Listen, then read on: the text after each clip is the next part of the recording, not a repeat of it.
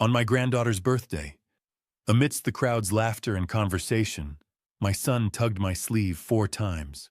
I suddenly realized it was the old signal, the secret code we hadn't used in 20 years. And when we met to ask about that signal, my son revealed a truth that shocked me to the point of collapse.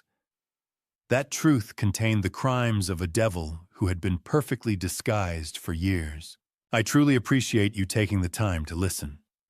Before we go any further, I'd love for you to drop a quick comment and tell me, where are you watching from right now? Certain details have been adjusted for storytelling and educational purposes. The message is what I hope stays with you. The moment my son tugged my jacket sleeve, I didn't look at his face. I looked at my watch, 3:14 p.m., marking the exact second my retirement ended, and my instincts took the wheel. I am Thane Garrison, 66 years old, and after 28 years, wearing a badge for the Oregon State Police, I thought I'd seen every mask a monster could wear. Usually retirement in Portland meant tending to the cedar deck and keeping the squirrels off the bird feeder. But the pressure on my bicep was a code I hadn't forgotten. It was the frantic rhythmic pulse of a man who was drowning while standing on dry land. My son Corbin Garrison is 32 and works as a draftsman, carrying a weight of past mistakes that makes him far too eager to believe in second chances. He stood beside me near the gift table, the air thick with the smell of grilled chicken and the high-pitched chaos of Ria's second birthday party. He gave my sleeve a sharp, insistent tug, his eyes darting toward the center of the yard. I looked over and saw that the party wasn't just a celebration. It was a carefully staged networking event. Standing by the grill was Briar, my daughter-in-law of 3 years, a 34-year-old, who specialized in a specific kind of boutique investment that always seemed to favor the house. She was holding court with our most affluent neighbors, the Millers and the Kensingtons, her posture perfect, and her smile as bright as the expensive Chardonnay glinting in her glass. I took a slow sip of my own drink, the oaky finish doing nothing to settle the sudden vibration in my gut. You spend 30 years hunting wolves and you start to smell the iron in their blood before they even open their mouths. I watched Briar gesture toward a glossy prospectus on the patio table, her voice carrying just enough to reach me over the sound of children laughing. Corbin's fingers tugged my sleeve for the second time, a desperate, silent plea for intervention that he couldn't vocalize. I saw the way Briar leaned in toward Mr. Miller, her expression one of practiced intimacy. She was talking about a limited intake window, a phrase that usually precedes a financial shearing. I moved closer, my analytical mind cataloging the scene with the cold precision of a crime scene investigator. Briar noticed my approach and didn't flinch. Instead, she tilted her head and invited me into the circle with a wave of her hand. Then she said it. The word that made my skin crawl. She looked Mr. Miller in the eye and described the Cascade Fund as a vehicle for frictionless capital. My internal database flared to life. Frictionless capital was a specific, predatory term used by a fraud ring I had investigated 5 years ago in the Medford district, a group that left a trail of emptied 401s and broken retirees in their wake. Corbin tugged my sleeve a third time, his face pale against the afternoon sun. I realized then that my son wasn't just nervous. He was terrified. The warmth of the May afternoon suddenly felt like the heat from an interrogation lamp. I adjusted my posture, the old authoritative weight returning to my shoulders as I locked eyes with the woman my son had married. She smiled at me, a perfect diamond-hard expression, and I realized I wasn't just a father-in-law at a party. I was a target being measured for the kill. I watched the wine in Briar's glass swirl a pale, expensive amber, while my son tugged my sleeve with the strength of a man who was drowning in clear water. That predatory smile she wore didn't just target the neighbors. It was a net closing around my entire family tree. Corbin didn't say a word, but the message in his grip was loud enough to rattle my teeth. I allowed him to guide me away from the laughter and the clinking silverware. moving toward the weathered cedar fence at the back of the property, where the damp smell of mulch and cedar offered a thin veil of privacy. We reached the shadow of the tall laurel hedge, and that was when he did it. He delivered the fourth tug on my sleeve, a sharp, rhythmic, and desperate pull that bypassed my brain and went straight to my adrenaline. "Don't look back, Dad," he muttered, his voice strained as if he were holding back a physical weight. "Just walk with me." I stopped and turned to him, my voice dropping into that low-level frequency I used when a perimeter had been breached. "I felt it, Corbin," I said. "I'm here. Tell me." He swallowed hard, his pupils dilated so wide they nearly swallowed the blue of his irises. "Dad!" "She already moved a check." He whispered the words, tumbling out in a rush. "A pre-allocation check from our joint account. She didn't even wait for my final signature. She just took it." The air in my lungs turned to cold lead. My mind, usually a fortress of calm analysis, suddenly felt the static of the party fade into a singular, piercing frequency. How many fathers spend 20 years building a bridge of trust, only to watch a stranger set it on fire with a smile and a glass of Chardonnay?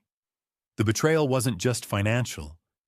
It was a total violation of the sanctuary I had tried to build for him. My memory involuntarily jerked back to a Christmas dinner in 1999.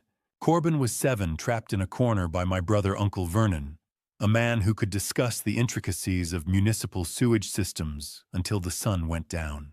Corbin's eyes had been glassed over then, the same way they were now, to save him from social exhaustion without causing a family rift.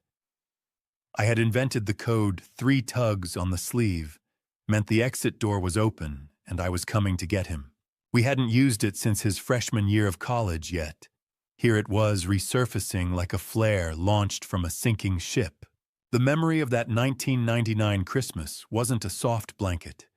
It was a whetstone sharpening my resolve until it hummed with a dangerous edge. I looked at my son, seeing the 32-year-old man who was still in this moment that vulnerable boy in the corner. "It's worse than the money, Dad," he continued, his voice a jagged whisper that cut through the rhythmic hiss of the nearby sprinklers. "She's been coaching Rhea. She's teaching a 2-year-old to repeat phrases about investment growth and the Cascade Fund when she's around you. She's using the baby to soften you up." The taste of metallic adrenaline flooded my mouth. I looked back toward the house, seeing Briar's silhouette through the sliding glass door. "She isn't waiting for me to say yes anymore." Dad, Corbin said, his hand finally dropping from my arm. "She's already started the transfer." There is a specific kind of silence that follows a crime, a heavy hollow ringing in the ears that only those who have carried a badge truly recognize. As the last of the guests trickled out and the backyard gate clicked shut, that silence settled over my home like a shroud. Corbin had left with Briar, his face a mask of artificial composure that didn't fool me for a second. His revelation about the unauthorized transfer was a jagged hook in my gut, pulling tighter with every breath. I stood in the kitchen, the smell of leftover birthday cake mingling with the sterile scent of dish soap as the dishwasher began its rhythmic hum. My wife Ilara, a retired principal who could read a student's lie from across a crowded gym, was already watching Briar with a stillness that mirrored my own. She didn't ask what Corbin said near the fence. She already knew. "Thane," she said, her voice low as she stacked the remaining plates. "You saw it too, didn't you? That look in her eyes when the neighbors mentioned their trust funds. It wasn't interest. It was an inventory." I nodded, the weight of my linen shirt feeling like lead.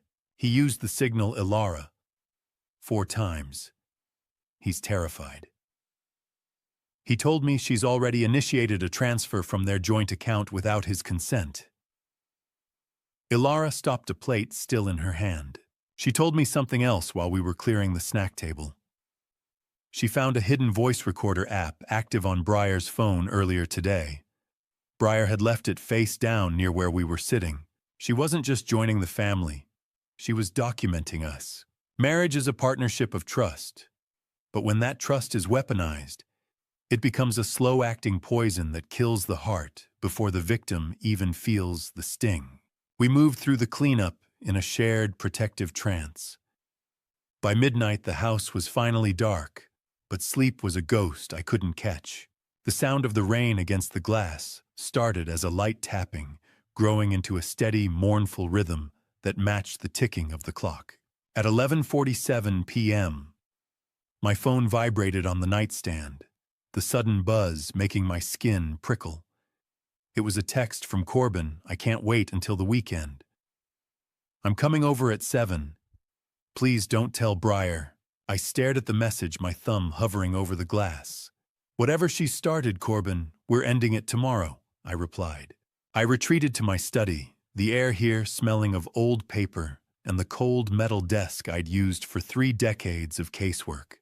The blue light of my phone screen felt like a cold blade in the dark as I logged into my home security interface. I needed to see if the perimeter of my digital life was as breached as Corbin's. My fingers moved with a muscle memory I hadn't used in years, scrolling through the remote access logs. My blood turned to ice. There were dozens of entries over the last 3 weeks, remote logins to my office computer. Using Corbin's credentials occurring at hours I knew my son was asleep. Briar hadn't just been raiding his savings. She had been using his access to mine my own files, my history, and my private financial records. I stared at the security log, my pulse hammering in my throat. As I realized Briar wasn't just after Corbin's savings, she was already deep inside my own financial life. The predator wasn't at the gates. She was already in the vault. I was on my 3rd cup of black coffee when the headlights of Corbin's truck swept across the kitchen wall, not the steady approach of a man coming home, but the jerky, frantic path of someone running for his life. The discovery from the night before that Briar had been hollowing out my digital privacy while I slept had left me with a bitter, metallic taste in my mouth that no amount of caffeine could wash away. I opened the back door before he even reached the porch. The gray Portland dawn was breaking through a relentless cold rain that turned the yard into a blur of charcoal and slate. Corbin stumbled inside, his denim jacket soaked through and clinging to his frame like a second heavy skin. He looked like he hadn't slept in a week. Dark bruised hollows hung under his eyes, and his hands were vibrating with a fine, uncontrollable tremor. I guided him to the kitchen chair, the smell of stale coffee and wet fabric filling the small room. "You look like hell, son," I said, my voice low and level. "I haven't slept, Dad," he replied, his voice cracking as he slumped forward. "Every time I close my eyes, I see my bank account hitting 0. It's like a countdown I can't stop." He didn't just suggest the investment, Dad. "She's already drafted the formal resignation letter for my current brokerage account. She told me she has the mobile transfer queued up on her phone. All she needs is my fingerprint to authorize the final push." The sheer clinical efficiency of the move made my skin prickle. You want to know the difference between a bad investment and a crime? A bad investment makes you feel stupid. A crime makes you feel like you're special. That's how they get the hooks in. Corbin reached into his jacket and pulled out a stack of documents, spreading them across the table. They were glossy, high-end prospectuses for something called the Cascade Private Capital Fund. The paper was thick, embossed with gold foil that caught the dim kitchen light screaming of exclusivity and high-altitude returns. "She says it's a friends and family allocation," Corbin whispered, staring at the pages as if they might bite him. "She says I'm lucky to even get a seat at the table, that the intake window closes at the end of the month. In my experience, Corbin, the person telling you how lucky you are is usually the one holding the deck," I said, pulling the papers toward me. I felt the weight of his 401k, all $420,000 of his future, hanging in the balance of these 17 pages. The paper felt too expensive. It felt like a funeral program for a rich man's future. My eyes scanned the fine print with a professional hunger I hadn't felt since I handed in my badge. I was looking for the cracks, the small inconsistencies that predators always leave behind. I flipped to the leadership page, my breath hitching in my throat. They're listed as the Director of Acquisitions was a name that hit me like a physical blow. Marcus Holt. I stared at the name a ghost from a cold case I couldn't solve 10 years ago. A man who had vanished after orchestrating a regional Ponzi scheme that ruined 50 families. I looked at the name and realized Breyer wasn't just a con artist. She was working for a kingpin. I spread the 17 pages across my mahogany desk like a deck of cards, waiting for the one that would reveal Breyer's hand. The clinical chill of my study smelling of old paper and the deep, sweet scent of polished wood usually offered me a sanctuary for thought. Today, it felt like a tactical operations center. Behind the closed door, I could hear the rhythmic, nervous pacing of Corbin in the kitchen, his boots heavy on the linoleum. My son was waiting for a lifeline, but as I adjusted my jeweler's loop, I suspected I was about to find a noose instead. The document was a masterpiece of misdirection. I started with the legal boilerplate, my eyes scanning for the microscopic inconsistencies in font and spacing that scream of a home office fabrication. "Nice font, Breyer," I muttered to the empty room. Too bad the registration number belongs to a dissolved shell company. The deeper I dug, the uglier it became. Hidden within the dense thicket of legalese was a subscription agreement clause that made my pulse jump. It didn't just ask for an investment. It granted the fund total power of attorney over the investor's entire estate in the event of market volatility. It was a blank check for total financial annihilation. Do you know why scammers use fine print? Because they know the average person's eyes glaze over after the third, whereas and heretofore. They bet your boredom against your life savings. Most people see a mountain of paper and assume its weight equals legitimacy. I've spent 28 years knowing that the more paper someone gives you, the more they're trying to hide. I shifted my focus to the physical footprint of the Cascade Private Capital Fund. They claimed a prestigious headquarters on West Georgia Street in Seattle. I logged into a private investigator's database I'd kept active since retirement, cross-referencing the suite number. My lip curled in cold satisfaction. The address was a Level 1 mail forwarding service, a $40 a month digital mailbox sandwiched between a dry cleaner and a defunct travel agency. No multi-million-dollar fund operates out of a strip mall mailbox. I looked at the 18 to 22% return claims, highlighted in bold. They weren't just optimistic. They were statistically impossible signatures of a classic Ponzi scheme, the same kind Marcus Holt had used to bleed families dry a decade ago. My hands were steady, but the air in the room felt heavy, like the atmosphere before a Pacific Northwest thunderstorm. I knew the hunter's trail when I saw it, and the scent here was foul. As I reached the final page, a specific detail stopped my heart. The document had been customized with a list of collateral assets. It didn't just mention Corbin's accounts. It listed the specific appraised value of my own home and the inventory of my private coin collection details Corbin had never mentioned to Breyer. Details he barely knew the specifics of himself.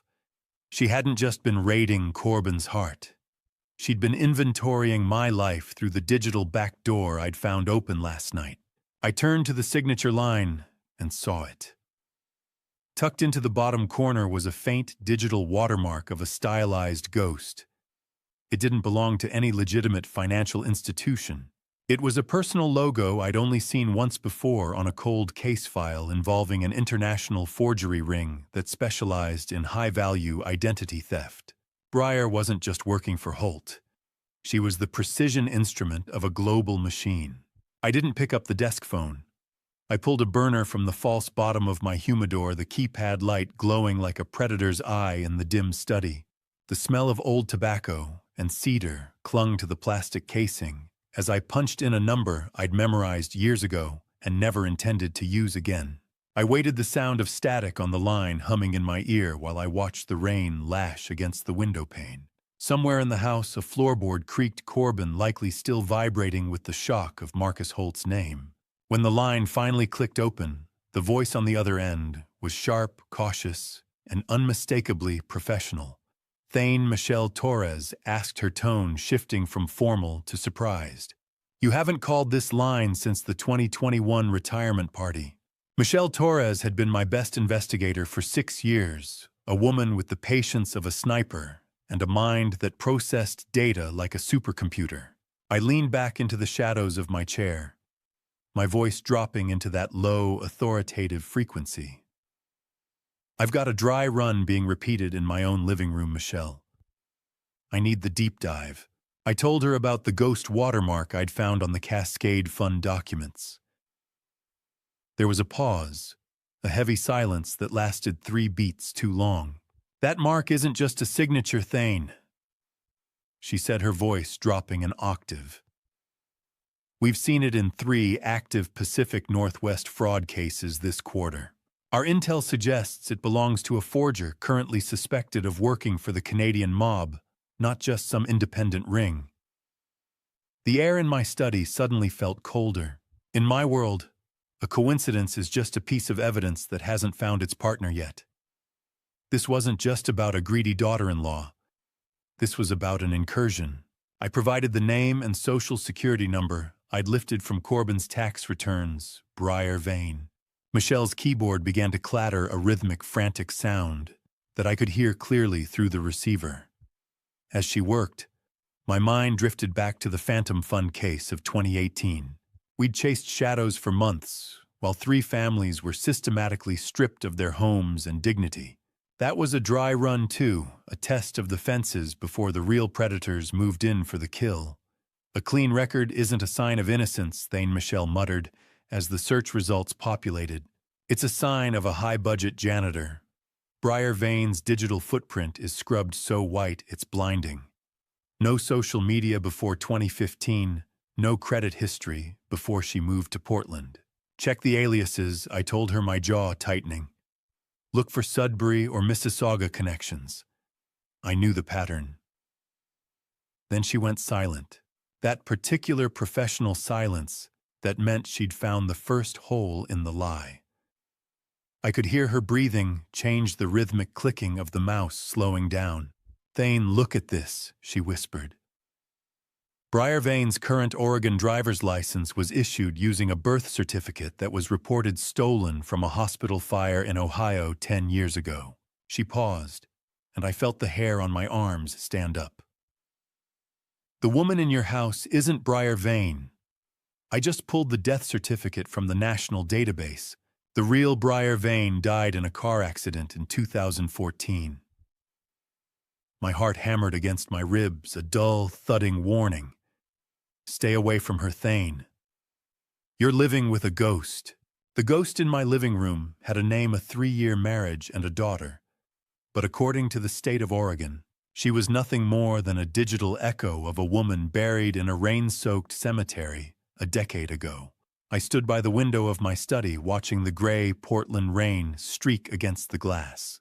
The news Michelle had delivered felt like a physical weight, a cold draft that had finally found its way under the door. I could hear Corbin's muffled voice from the kitchen, probably talking to himself or nursing that cold cup of coffee, completely unaware that the woman he loved was a phantom. Michelle's voice crackled through the burner phone, detailing the real Briar Vane's 2014 car accident in Sudbury. It had been a messy affair, a late-night slide off a bridge that the local authorities never quite put to rest. If Briar is a ghost, then who is the woman holding my granddaughter? I asked, my voice a jagged whisper. She's a ghostwriter. Thane Michelle replied, the sound of digital rustling following her words. Someone who rewrites lives for a living. This isn't just identity theft. It's a total immersion. The nausea I felt was visceral, a slow churning in my gut, as I realized that every intimate moment, every shared plan, and every memory my son possessed was built on a foundation of skeletal remains and professional forgery. My mind flickered to the entry twist. The Sudbury crash report had holes large enough to drive a truck through. There were no witnesses, and the body had been burned beyond easy recognition. It occurred to me with a surge of professional coldness that the imposter didn't just steal a name. She might have cleared the path for the theft herself.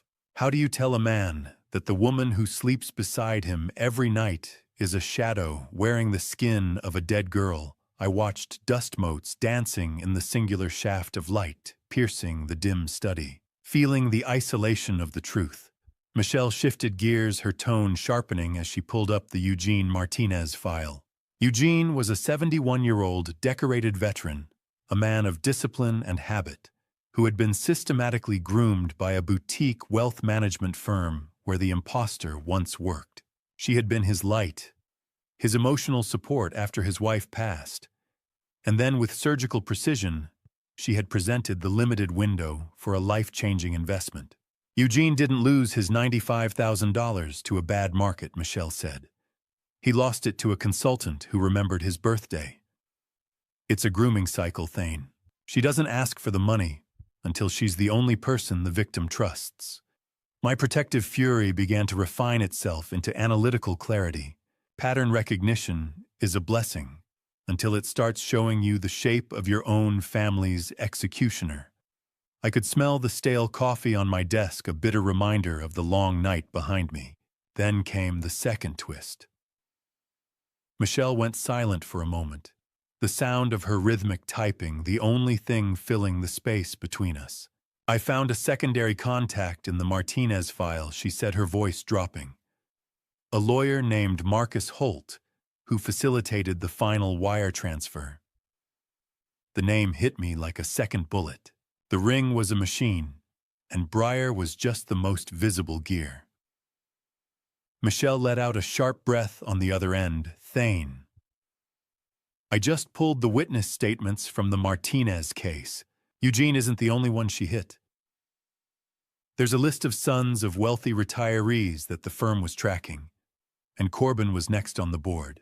The revelation that my son was merely the next name on a predator's checklist left me in a state of clinical fury. I watched the digital clock on my desk flip to 6:00 p.m., the red numbers bleeding into the mahogany like a countdown I couldn't stop. I needed more than just a detective's instinct now. I needed a forensic verdict. I reached out to Stephen Gallagher, who had spent 20 years as a forensic accountant for the Crown, a man who could find a missing penny in a mountain of corporate trash. He had been reviewing the encrypted files I sent over an hour ago, and the tone of his voice when he answered told me the news was as grim as I'd feared. Thane, this isn't an investment document. It's a suicide note for a bank account, Stephen said, his voice crackling through the line. He explained that the Cascade Fund was a masterclass in what he called empty language. The subscription agreement was a frame without a painting. While it looked dense and official, the schedule for physical assets was intentionally blank, allowing the money to sit in a legal limbo. Even more insidious, he revealed that this Cascade Fund was a mirror of a legitimate high-performing fund in the Midwest. A savvy investor would search the name and see glowing reports, never realizing the routing number on their contract led to a digital black hole. How long do we have, Stephen? I asked, my hand tightening on the cold phone receiver. Give it to me in hours, not days. 72 hours, he replied. That's all it takes to turn a man's life's work into a string of zeros in a Cayman Islands server. He called it the laundry cycle. Once a wire transfer hits the primary intake, in this case, a BC credit union, the money has a half-life of 3 days. They split it, layer it through multiple shell companies, and then it simply evaporates. With the month-end deadline looming, I realized we weren't just in a race. We were in the final 48 hours of Breyer's grooming phase. She wasn't just moving money, she was erasing it. Believe me when I say that the most dangerous weapon in a thief's arsenal isn't a gun. It's a wire transfer confirmation. It's silent, it's instantaneous, and it's absolute. I felt the smell of old mahogany in my study turn oppressive, the weight of the silence outside my door pressing in. My analytical mind was already calculating the logistics of a freeze, but Stephen's next words stopped me cold. He had traced the email metadata from the prospectus Corbin had given me. Thane, this document wasn't sent from a corporate office, he said. It was sent from an IP address inside your own house at 3:15 a.m. yesterday. I felt a surge of ice water in my veins. Breyer had been sitting in my guest room, using my own Wi-Fi to send the instruments of my son's destruction while I slept 20 feet away. The betrayal was no longer just financial. It was territorial. The hunter was inside the camp using my own fire to sharpen her knives. The study door creaked open, the sound echoing like a gunshot in the stillness. I looked up to see Corbin standing there, his face as white as a sheet, the sight of his dilated pupils telling me the grooming had reached its breaking point. "Dad," he whispered, his voice trembling so hard it barely carried across the room. "Breyer just asked for my login. She says the window is closing tonight. She says if I don't move it now, we lose everything." The sound of my chair scraping against the hardwood floor was the only warning I gave before I stood up to catch my son. Corbin looked like he was about to fold into himself, his knees buckling under the weight of the demand Breyer had just leveled at him. I didn't wait for him to process the fear. I grabbed my jacket and forced him toward the front door.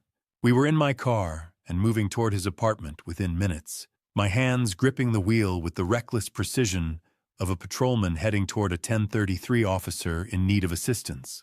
The gray Portland morning blurred past us, but my mind was already inside his four walls, scanning for the trap. When we entered his living room, the smell of stale air and unwashed laundry hit me like a physical blow. My eyes immediately began to sweep the perimeter, looking for the telltale glint of a camera lens or the subtle disruption of a recording device. Breyer had been busy. The space had been subtly rearranged into a theater of productive anxiety. Stacks of glossy, fake financial magazines were fanned out on the coffee table, and an opportunity board stood in the corner covered in charts and upward-sloping lines. I forced Corbin to sit on the sofa, making him put his phone face down, as it vibrated incessantly with incoming texts. "Put the phone down, Corbin." I commanded, my voice dropping into the flat, authoritative tone of a lead investigator. "You are not an architect right now. You are a witness." He looked at me, his hands shaking so hard he had to tuck them under his thighs. "She says if I don't do it now, we lose everything," he whispered.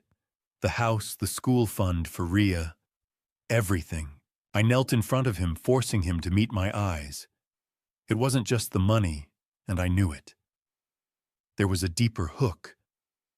I watched him crumble as he finally admitted the truth. Breyer hadn't just found the records of his hit-and-run DUI from his lost years. She had actively harvested them. Shame is a predatory animal. It waits until you're tired, then it bites into the softest part of your history and doesn't let go. She told him that if he didn't sign over the funds, she would anonymously leak the dashcam footage to his firm and the Child Services Board. It would be the end of his career and his custody of Rhea. I felt a cold, jagged fury rising in my throat as I realized she had even paid Marcus Holt to track down the original arresting officer and bribe him for the unedited footage. "She didn't find those records, Corbin," I said, my voice like iron. "She manufactured a cage for you. She fed your shame to keep you on a short leash. The woman he loved hadn't just built a life with him. She had built a prison with glass walls."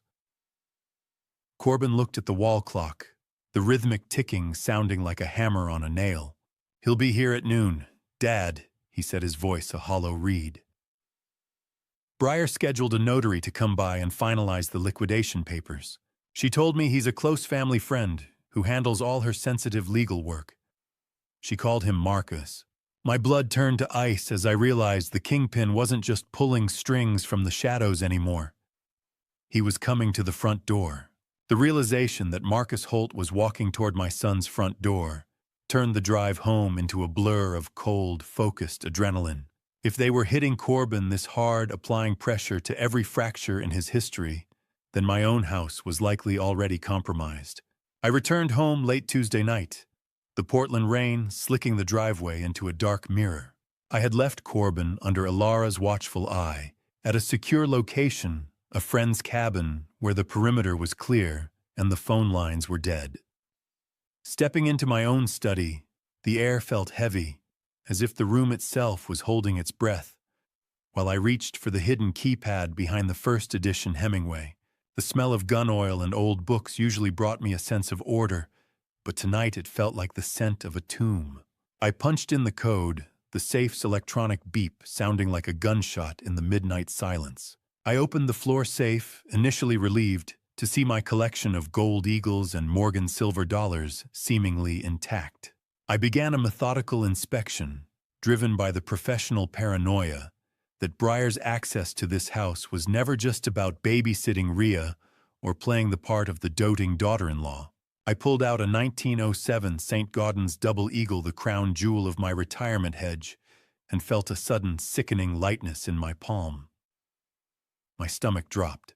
I checked the digital log on the safe's interior panel, and my blood turned to ice. The safe had been accessed 3 months ago using Ilara's biometric bypass. It was impossible. Ilara never came in here alone, and she certainly never touched the coins. I realized with a jolt of horror that Breyer must have recorded Ilara's fingerprint while she was sleeping, or perhaps lightly drugged during one of those spa nights Breyer was always arranging. A man's home is his castle until he realizes the Queen has been selling the bricks from the inside out. My sanctuary had been turned into a showroom for a thief who didn't even need a crowbar. I moved to my workbench, clicking on the overhead lamp. I used a precision scale and a digital caliper to test the St. Gaudens, the digital scale's high-pitched tinkle echoing off the mahogany walls. The weight was off by exactly 0.4 grams. I adjusted my jeweler's loop, my eyes stinging as I searched the rim of the coin. There they were, the microscopic tooling marks, the same ghost signature I had found on the Cascade Fund documents. It was a high-lead core Chinese counterfeit, a perfect visual replica that held absolutely no value.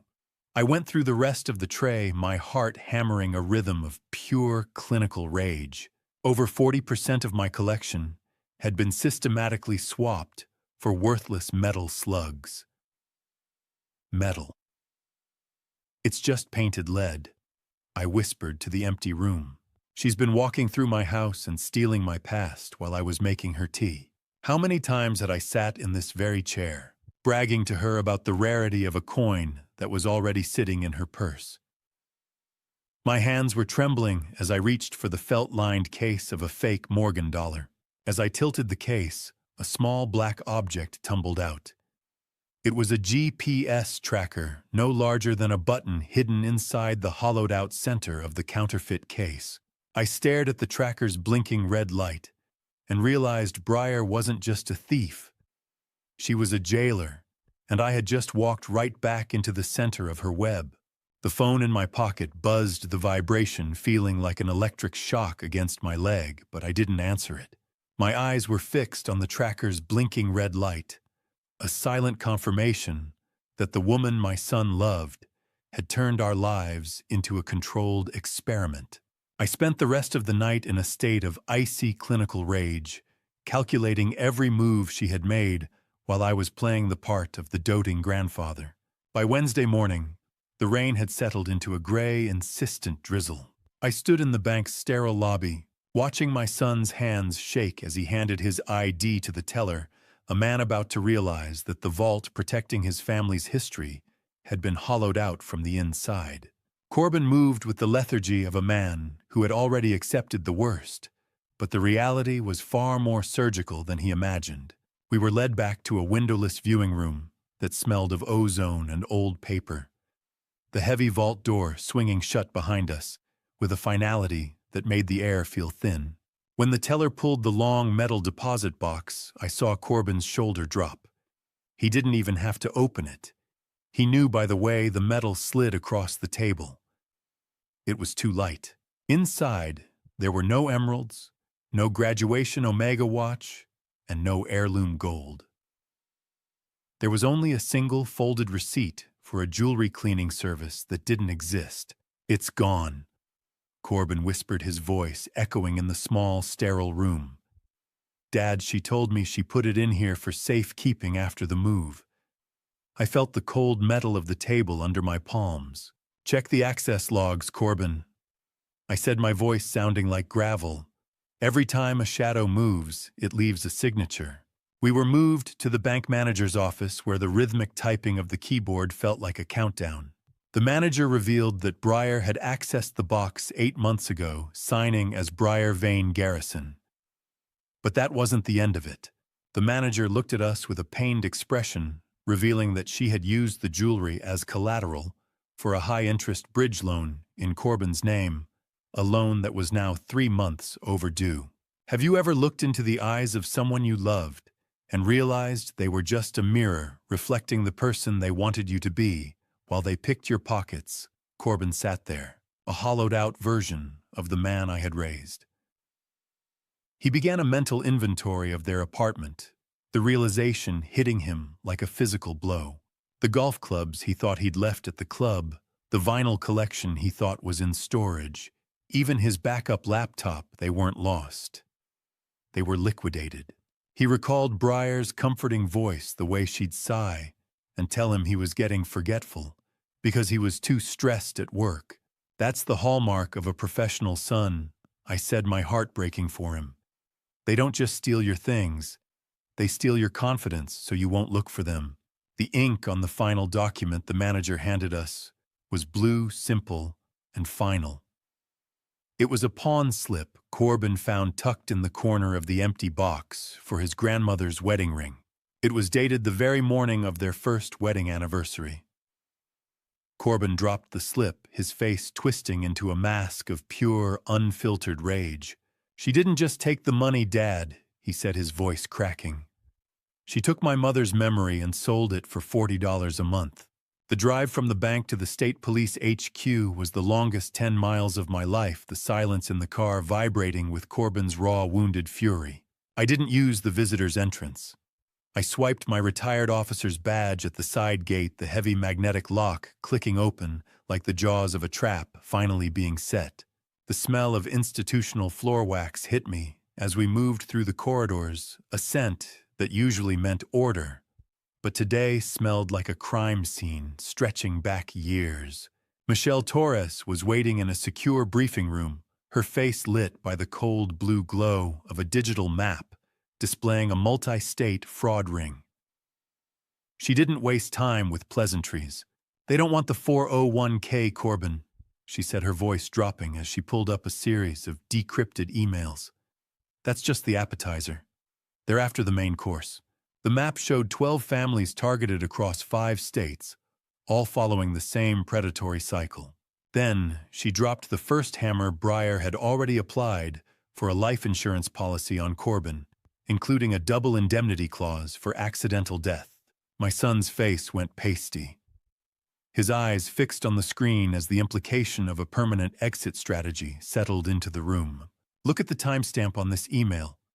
Michelle continued, pointing to a message from Marcus Holt. She was planning your chance meeting at the gym 6 months before it actually happened. How many accidental tragedies are actually just the final line of a well-written script? I felt the cold laminate of the briefing table under my palms as I read the specific directives Breyer had received. This wasn't just about Corbin's savings. It was a long-game infiltration. The goal was my probate information, my private security codes, and the total liquidation of the Garrison estate, all 2.8 million of it. Every family holiday, every Sunday, roast, every single time I let her hold my granddaughter while I made tea was nothing more than a reconnaissance mission. She wasn't just marrying into this family. She was being deployed into it to map my safe and my digital footprint. The gym membership, the random coffee spill, the wedding vows, all of it was a ledger entry. I felt a deep structural betrayal that went beyond money. It was the violation of my sanctuary, the weaponization of my son's need for love against the very person he should have been able to trust most. Pattern recognition is a cop's greatest tool, but seeing it applied to my own family felt like a slow-motion execution. Michelle tapped a final key, bringing up a grainy surveillance photo from a park. It showed Breyer meeting with a man whose face made my pulse hammer against my ribs. It was the same officer who had arrested Corbin for his DUI years ago. The realization hit me with a sickening thud. The arrest hadn't been a piece of bad luck, she discovered. It was a staged event to create the shame they needed to control him. My hands gripped the edge of the table so hard, the wood groaned in the quiet room. She didn't just find his past, Michelle. I whispered, my voice thick with a lethal clinical rage. She manufactured his downfall to make herself the only person he could trust. We weren't looking at a wife anymore. We were looking at a saboteur who had been living in our guest room.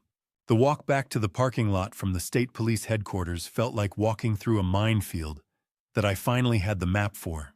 Every shadow in the concrete garage seemed to harbor a hidden agenda, and the icy, focused adrenaline in my veins made the steering wheel feel like a cold, skeletal extension of my own arms.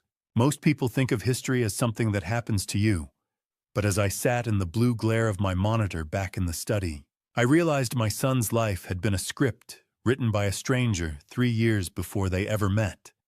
The hum of the computer cooling fan was the only sound in the room, save for the rhythmic clicking of my mouse as I waded through the encrypted data dump Stephen Gallagher had just sent. It was a digital autopsy of Breyer's history. Stephen had managed to recover search logs from a laptop she'd attempted to scrub clean back in 2021. I scrolled past the mundane until my breath hitched. My own name appeared. Thane Garrison. Then Oregon State Police retirement date. Then estimated pension value. She'd searched my net worth and the actuarial tables for my lifespan months before she ever introduced herself to Corbin. My son wasn't the target. He was the weakest entry point into the estate I'd spent 30 years building. My gut twisted with a clinical horror. There was even a secondary target list, specifically naming my wife Ilara. Breyer had been mapping out ways to create a rift between us, preparing to isolate me if the angle with Corbin failed to yield the keys to the vault. She didn't fall for his smile, Stephen. I muttered to the empty room, the smell of stale coffee lingering like a bad memory. She fell for my actuarial tables. How do you tell a man that the most beautiful coincidence of his life was actually a trap set by a woman who had already spent 100 hours studying his morning coffee routine? The data showed she joined Corbin's gym exactly 2 weeks before their meet cute at the juice bar. She had set Google alerts for his social media check-ins and used a fitness app to track his jogging routes until she knew his pace better than he did. The random spill of her protein shake that started their first conversation wasn't a clumsy accident. It was a timed tactical insertion, as calculated as a SWAT team breach. 4 months of stalking just to say hello. That's not romance. It's a siege. The date on the search query was October 14th. 11 months before the wedding. The hunt started before the prey even knew the season was open. I felt my paternal fury sharpening into a lethal, protective focus. My touch on the cold desk surface was steady, but my mind was screaming at the violation. I reached a folder of images recovered from a deleted cloud drive and felt the hair on my neck stand up. One photo showed Breyer standing on the sidewalk outside my house a full year before she married my son. She was holding a floor plan of the neighborhood, her eyes fixed on my front door with the hunger of a wolf. I zoomed in on the photo, my heart hammering against my ribs. She wasn't alone. She was holding the hand of a man whose face was blurred by motion, but whose signet ring I recognized instantly. It was the same unique heavy gold band I'd seen on Marcus Holt during a brief, tense deposition a decade ago. The ghost wasn't just in the machine. He was standing on my curb. The walk from my study to the kitchen felt like moving through a house that was no longer mine, but a crime scene I hadn't finished processing. I sat in the parking lot across from the coffee shop, the headset in my ear crackling with the ambient noise of a crowded cafe and the heavy rhythmic thumping of my son's heart. Through the window of Stumptown Coffee, I watched Corbin approach the corner table where Briar sat, her posture as poised and predatory as a hawk. The smell of roasted beans and wet raincoats seemed to drift through the receiver, or perhaps my mind was simply filling in the gaps of the institutional gray afternoon. Corbin took a seat, his phone recording every vibration from his front shirt pocket. I listened as he began his performance, his voice pitched in that specific submissive tone of an apologetic husband. "I'm sorry for the hesitation, Briar," he said, and I could hear his shallow, controlled breathing. "I just wanted to make sure we were doing what's best for Rhea." Briar didn't miss a beat. Her manicured nails tapped the table with a sharp, rhythmic click that sounded like a ticking clock. "It's okay, honey," she replied, her voice smooth as silk. "High net worth moves like this are always a bit scary the first time." Sensing the imminent payday, she dropped her guard, detailing the Cascade private capital structure with a terrifying, predatory grace. She leaned in closer, whispering that the notary who would sign the final documents was a close family friend named Marcus. The name sent a jolt of ice through my chest. It confirmed the ring's local presence and the absolute lack of independent oversight. Hearing her voice through the receiver was like listening to a siren, beautiful, melodic, and designed to lead a man straight onto the rocks. She was good. She was the kind of professional who could sell a drowning man a lead vest and make him thank her for the wait. Briar then provided the exact wire transfer details for a credit union in British Columbia. Her voice steady as she explained they avoided big banks for processing speed. She confirmed the 18 to 22% annual returns on audio, explicitly telling Corbin that the intake window would slam shut in less than 24 hours. I noted every admission, every fraudulent solicitation, and every unregistered security claim, as if I were back on active duty building a case for a prosecutor I hadn't met yet. "The money will be working for us within 72 hours of the transfer hitting this account," she promised. 72 hours, Corbin repeated, and I could hear the grit in his voice. "And then it grows 3 times faster than a standard 401k. How many times had she sat across from a victim and watched the hope in their eyes while she planned their bankruptcy? As Corbin stood too, Leave Briar's voice took on a playful, chilling edge. She mentioned she'd already packed a bag for a surprise celebration trip to Vancouver. The satisfaction of the trap being set was instantly replaced by a cold, hard urgency. She wasn't just planning a vacation. She was ready to flee the moment the wire cleared. Corbin walked out into the rain, his face deathly still as he passed my car without a glance. He reached the sidewalk and whispered into the hidden mic, the sound of an espresso machine hissing in the background of the recording, finally cutting out. "She's ready, Dad. She's already got the passports in her purse." The drive back to my house was a hollow exercise in forced composure. Beside me, the recording in Corbin's pocket felt like a live wire humming with the predatory details of Briar's exit plan. I didn't say much. I couldn't. My mind was already racing past the wire transfer toward a darker possibility that had been flickering in the periphery of my professional intuition for weeks. There is a specific kind of cold that starts in a detective's gut when he realizes the family tree he's been watering is actually made of plastic and lies.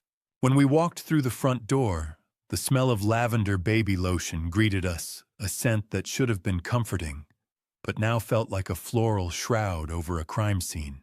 Rhea, my 2-year-old granddaughter, was a bundle of curls and innocent laughter, who had no idea she was the primary leverage in a multi-million-dollar war. She was playing on the rug with a set of wooden blocks, the sharp, clattering sound echoing against the hardwood floors. I sat in my armchair and watched her with a clinical eye I usually reserved for witness statements. I recalled the emergency birth at a small hospital 3 hours away, a frantic night, where Briar had aggressively refused to provide the Garrison family's genetic history for the medical records, citing some vague privacy concern. Now I noted the discrepancies. Rhea lacked the Garrison height that had defined our men for 4 generations. Her eye color and earlobe structure traits I knew were dominant in our line were completely absent. "She's getting so tall, Briar." I remarked, my voice steady despite the hammering in my chest. "She doesn't have that classic Garrison height, though." Briar barely looked up from her phone, her manicured fingers flying across the screen. "Genetics are a roll of the dice, Thane. You know that." She stood up and reached into her diaper bag, and as she pulled out a rattle, I saw the edge of several documents. My heart stopped. They were Canadian travel consent forms already filled out and forged with Corbin's signature. How far would a predator go to ensure their leverage? Would they steal a child's bloodline just to keep the ransom high? I've seen men killed for a few $100s. For $2.8 million. A whole identity is just a line item on a spreadsheet. When Briar's phone rang and she stepped into the kitchen to take the call, I moved. My hands, which shouldn't have been shaking after 30 years on the force, reached for Ria's discarded pacifier on the coffee table. The pacifier was still warm, a piece of plastic holding the truth of my son's entire existence. I used a sterile cloth from my study to bag it, the movement practiced and swift. I looked at Ria, who was staring at me with wide, slightly glassy eyes. I realized then why she had been so lethargic lately. The faint herbal scent of a sedative clung to her breath. Briar wasn't just planning to leave. She was ensuring the cargo remained quiet. I retreated to my study and locked the door. I logged into a secure lab portal I'd used during my private consulting years and initiated a 72-hour rush paternity comparison against the sample Corbin had provided during his last physical. I clicked confirm on the lab request, my heart hammering against my ribs as I looked at the countdown timer, 72 hours, until I found out if my granddaughter was even a Garrison at all. The 72 hours felt like a lifetime, each second ticking by with the weight of a gavel striking the surface of my soul.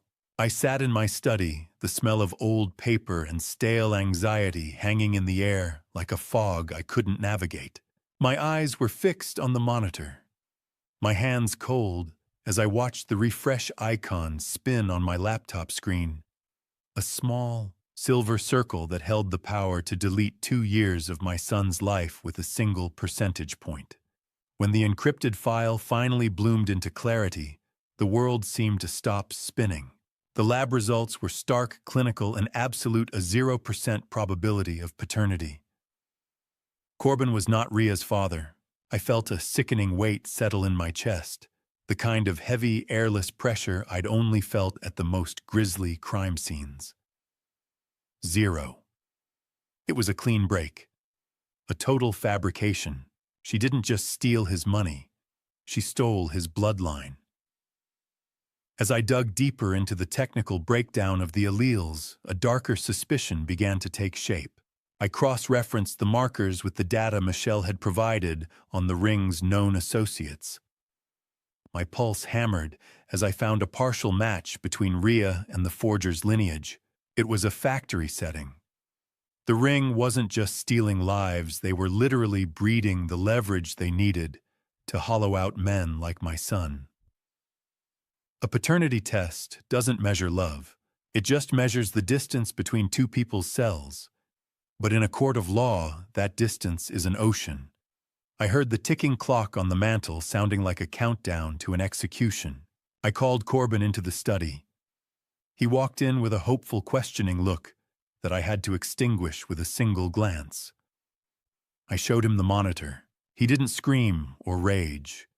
He simply collapsed into the cold leather chair, his ragged breathing the only sound in the room. The silence was heavy with the sound of a man's heart breaking into jagged pieces. "She's not mine, Dad." He whispered, his eyes red and unfocused. All this time I was just a placeholder. I watched him struggle with the existential gravity of the lie, the realization that every midnight feeding and every first step had been part of a long-game performance. If a man builds a house on a foundation of sand, but fills it with a lifetime of warmth, is the home any less real when the tide comes in? Corbin answered that question himself. He looked up, his face hardening into a fierce, defiant mask I hadn't seen since he was a boy, defending a friend on the playground. It doesn't change a thing, he said, his voice regaining its steel. I'm the one who held her when she had the fever. I'm her father. Period. He then revealed a detail that made my professional blood run cold. Breyer had claimed a medical emergency shortly after the birth that prevented any further children. It was a move to ensure Rhea remained the sole undisputed heir to my estate. The premeditation was a suffocating shroud. Corbin stood up, wiping his eyes with a shaking hand, his resolve as sharp as a razor. If she thinks she can use a lab report to take my daughter to Canada, she's forgotten whose son I am. The drive to the federal building was the longest silence we'd ever shared, the DNA report sitting between us on the console like an unexploded bomb. I watched my son out of the corner of my eye, seeing the way he gripped the door handle until his knuckles were ivory white. He didn't look shattered anymore. He looked forged. The steel doors of the federal building closed behind us with a pneumatic hiss that sounded exactly like a prison gate, only this time I was the one making sure the right person ended up on the inside. We were led deep into the interior, through corridors that smelled of institutional coffee and nerves, until we reached a secure war room. Michelle Torres was already there, standing beside Agent Vance. Agent Vance was a tall, lean man with the tired eyes of someone who had seen too many life savings vanish into thin air, and he looked at my son like a piece of evidence he couldn't afford to break. The room was dominated by digital maps on the wall, glowing with the heat signatures of a multi-state investigation. We've been chasing this cell for 18 months, Vance said, his voice as dry as parchment. Your son just handed us the keys to their kingdom.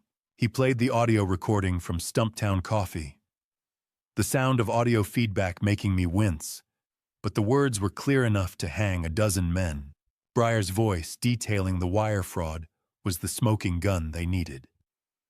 However, Vance's expression remained grim.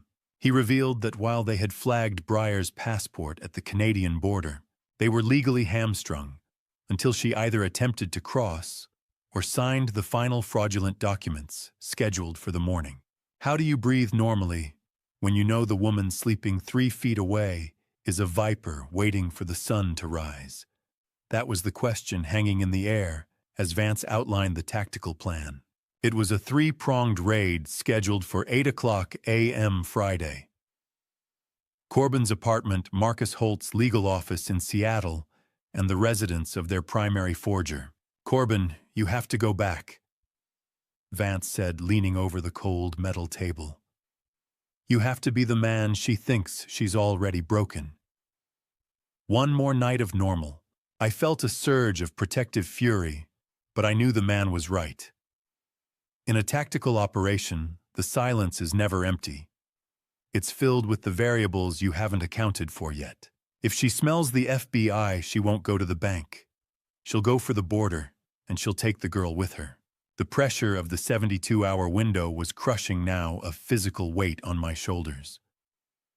Then Michelle tapped a key, and a new flight manifest appeared on the screen. She unmasked a private charter flight booked for 11 a.m. Friday from a small private airfield. It was paid for in cash by a Diana Voss. That's her, I whispered. She's not waiting for the bank transfer to clear. She's leaving as soon as the signature is on the paper.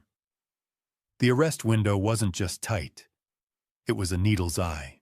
Vance looked Corbin dead in the eye, his voice dropping to a low, lethal register. If she takes that child and reaches that airfield before we breach, she's gone. You cannot fail tonight. The walk back to the parking garage felt like stepping into the cold air before a dive. I had spent my career learning that the most dangerous moment isn't when you're in the dark. It's when you finally think you've seen everything, and you let your guard down for one heartbeat.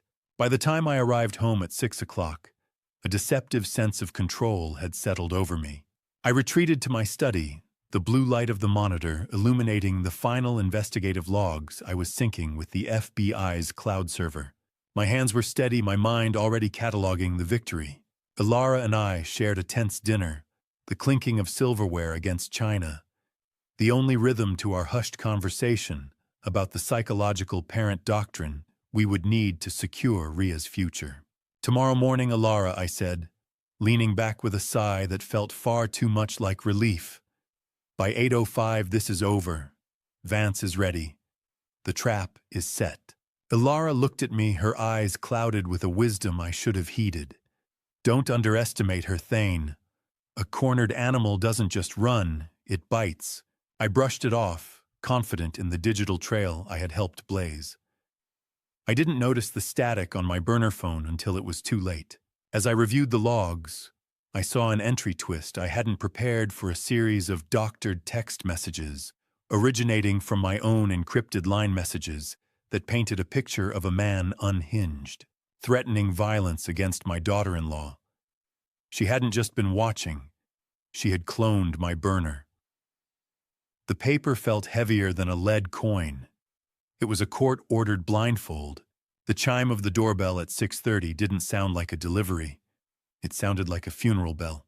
I opened the door to find a process server, a weary-looking man in a wrinkled polo shirt, a low-level cog in a legal machine that Breyer had just hijacked. He didn't look me in the eye as he thrust a stack of cold, crisp legal papers into my hand. "You've been served, Mr. Garrison," he muttered. "You need to step back from the door." I looked down at the temporary restraining order. The words, "harassment, erratic behavior, and threats of violence," jumping off the page in stark black ink. It was an absolute prohibition 500 feet from Breyer and Ria, and zero contact with Corbin. "She's isolating them," I whispered, my heart hammering against my ribs. "This isn't a legal move. It's a tactical wall. How do you protect your family when the law itself has been turned into a weapon for the thief?" I felt Alara's presence behind me, her face draining of color as she read the top page. The car engine of the process server idled in the rain-dampened driveway, the smell of exhaust and wet pavement filling my lungs. I flipped to the witness statement at the back, expecting a fabrication from a stranger. Instead, I found a betrayal that reached into the marrow of my bones. The statement confirming my unstable history was signed by a familiar name. I looked at the signature on the witness statement and felt my stomach drop. It wasn't just a former cop. It was my own brother Vernon, who had been groomed and used to bury me. The conspiracy hadn't just reached the precinct. It had reached my dinner table years ago, and now the gate was locked from the outside. The darkness of Friday morning at 6 a.m. felt like a shroud, and my phone was a dead weight I wasn't allowed to touch. That legal paper in my study, signed by my own brother, had effectively severed my connection to the people I needed to protect most. I sat in the silence of my kitchen, a prisoner of a temporary restraining order, while across town the trap Breyer had built was snapping shut. I could almost hear the gears grinding. The sun hadn't even cleared the Cascades when Breyer dropped a manila envelope onto the breakfast table in Corbin's apartment. Not with the gentleness of a wife, but with the heavy, final thud of a guillotine blade. Corbin told me later that the sound seemed to echo through the entire flat. She didn't offer him coffee.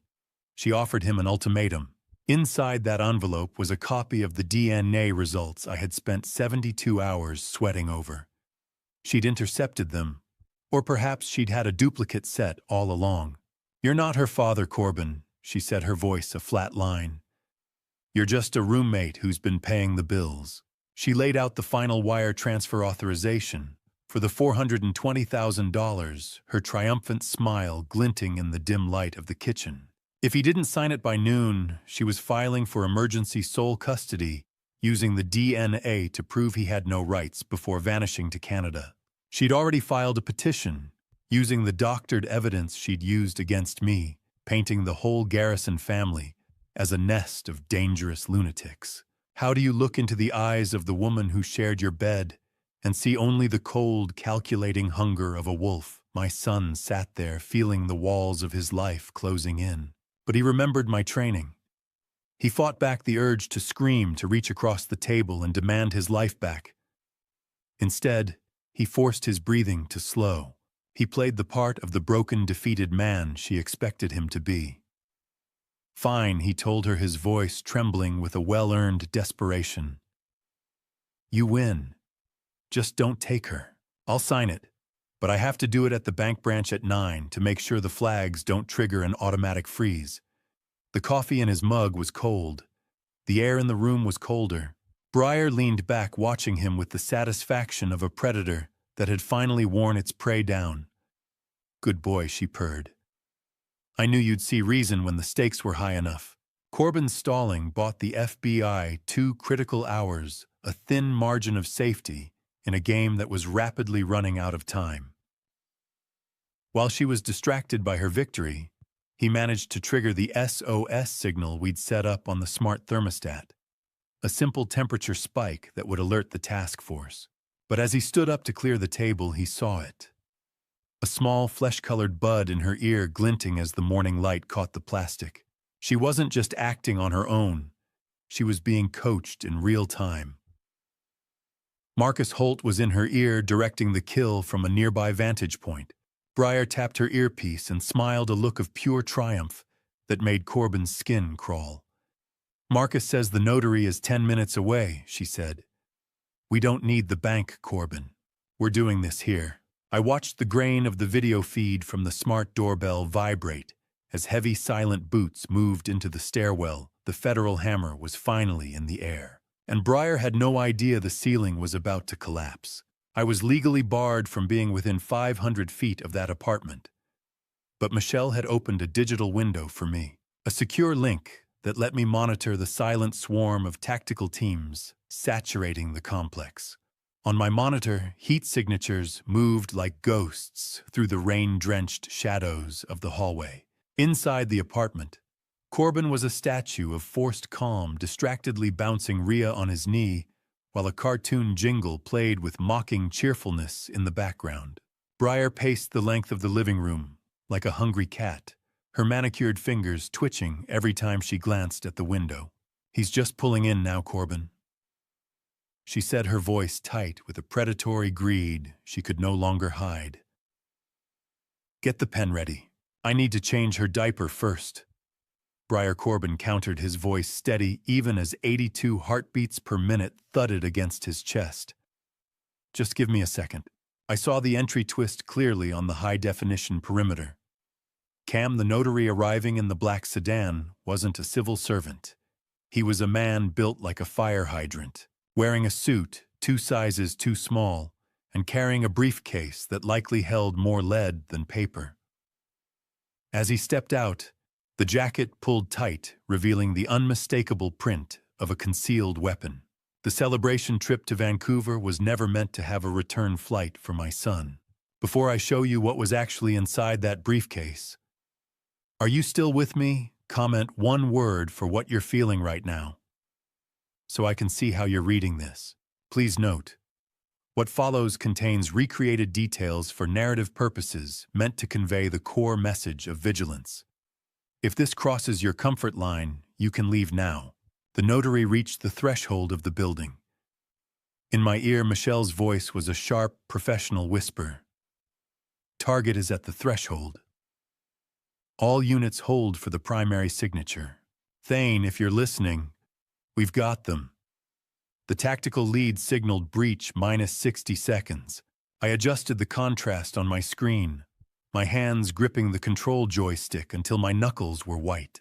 How many families had been destroyed by this exact sequence of events before we stepped into the line of fire? I felt a jolt of cold recognition as the camera panned to the street corner. There, parked 2 blocks away, with its headlights off, was my brother Vernon's car. He wasn't just a witness. He was the getaway driver, the final piece of a betrayal that made my gorge rise. Tactical agents stacked up against the wall outside Corbin's door, their weapons at the ready, black-clad shadows against the beige apartment wallpaper. Briar reached for the deadbolt, a triumphant smile lighting her face as she prepared to welcome the end of our family's history. Come in, she called out, her voice melodic and deadly. Let's get this over with. I held my breath, watching the lead agent's arm cock back. The notary's hand reached for the door handle just as the flashbang left the agent's hand. the world was about to turn white. The world didn't just turn white. It shattered into 1,000 jagged shards of sound and light as the front door disintegrated inward, the shock wave punching the air right out of my son's lungs. Through the grainy digital link Michelle provided, I watched the living room vanish behind a veil of dust and magnesium glare. Black-clad agents flooded the space with the terrifying efficiency of a midnight tide, their boots thundering against the floorboards I had helped Corbin polish just 6 months ago. Briar was thrown to the carpet before she could even scream, her face pressed into the very rug she had once used to groom her prey. Corbin, acting on pure instinct, dived for Rhea. He shielded her small, trembling body with his own as the notary was tackled against the breakfast table, his briefcase flying open and spilling forged documents across the room like confetti from a funeral. FBI, get down. Hands behind your head. The lead agent roared his voice, cutting through the ringing in my ears. I saw Corbin pull Rhea tight against his chest, whispering words I couldn't hear, but could feel in my own marrow. I've got you, little bird. During the struggle, Briar's earpiece fell out skittering across the floor. In the silence that followed the breach, we all heard it. Marcus Holt's voice, a tinny, frantic scratching through the plastic bud barking orders to kill the lights and run. He had been watching us through a hidden camera the entire time. The smell of cordite and lavender baby lotion is a combination that should never exist in the same room. As the heavy zip ties clicked shut around Briar's wrists, her perfect wife persona evaporated instantly. She didn't cry. She snarled. Her face became a feral mask of rage, her voice a jagged blade as she screamed about the DNA results. "You're nothing," she shrieked, her eyes wild as they locked onto Corbin. "You're holding a stranger's kid, you pathetic loser. You have no rights." Corbin didn't even look at her. He stood up, his focus entirely on the child in his arms, ignoring the venom she tried to use as a curse. "She's my daughter, Briar," he said, his voice a low, vibrating cord of steel. "She's the only real thing you ever touched. You want to know what true strength looks like? It's not the guys with the battering rams. It's the man who can walk through a war zone without letting go of a 2-year-old's hand." I watched him carry her past the agents into the hallway, my own vision blurring with tears. I couldn't blink away. Paternal victory isn't always a celebration. Sometimes it's just a survivor reaching the shore. As Corbin secured Rhea in the hallway, he ran his hand over her favorite stuffed bear, feeling something hard sewn into the fabric of the paw. He ripped the seam open and found a tracking device, small and cold, realizing then that Briar intended to use the girl as a homing beacon, even if they were separated. The betrayal was bottomless. Corbin stepped out into the morning air, his shirt stained with Briar's spilled coffee and Rhea's tears, and he looked straight into the camera hidden on his lapel. "It's done, Dad," he whispered, his voice finally cracking. "But we just found the tracker in her bear. They're still coming for her." I didn't wait for the handcuffs to stop ringing in the Portland air. I was already on the secure line with Michelle, watching the digital dominoes start to topple across the Pacific Northwest. Reports flooded into the command center as the FBI hit secondary targets with the precision of a clockmaker. Marcus Holt had been apprehended in Seattle, literally 3 minutes from the runway of a private airfield, and Diana Voss was caught in a Vancouver hotel, clutching a bag filled with 3 different passports and $50,000 in cash. It was a nationwide takedown, a house of cards finally meeting a hurricane. Michelle confirmed they had recovered a central ledger, a literal blueprint for misery detailing 12 other families being systematically hollowed out. "They were planning to bleed you dry by Christmas, Thane," she said, her voice heavy with the scale of it. Combined losses would have exceeded $8 million. I realized then that Briar's marriage to Corbin was just one ugly gear in a massive predatory machine. It wasn't love. It was industrial-scale harvesting. But the victory felt hollow as I watched Corbin stare at a cold glass of water in a law office 3 hours later. "You can catch the thief, but that doesn't mean you get the peace of mind back." Sometimes the trial is harder than the crime. We were sitting in the office of Sarah Brennan. Sarah Brennan was a woman who wore her reputation like a suit of armor, her eyes sharp enough to cut through any lie a witness could conjure. The smell of expensive leather and law books should have felt stable, but the air was electric with a new kind of dread. The FBI revealed an entry twist that made my skin crawl. Breyer had already pre-signed Ria's adoption papers over to Marcus Holt in a different jurisdiction, creating a legal paradox intended to strip Corbin of any standing the moment she crossed the border. The law cares about blood. Sarah said, her voice a low, melodic warning. But a good judge cares about the person who changes the diapers. We have to pivot to the psychological parent doctrine immediately. If we don't, the state or Holt's remaining associates could move Ria to a foster facility by nightfall. The law is a blunt instrument.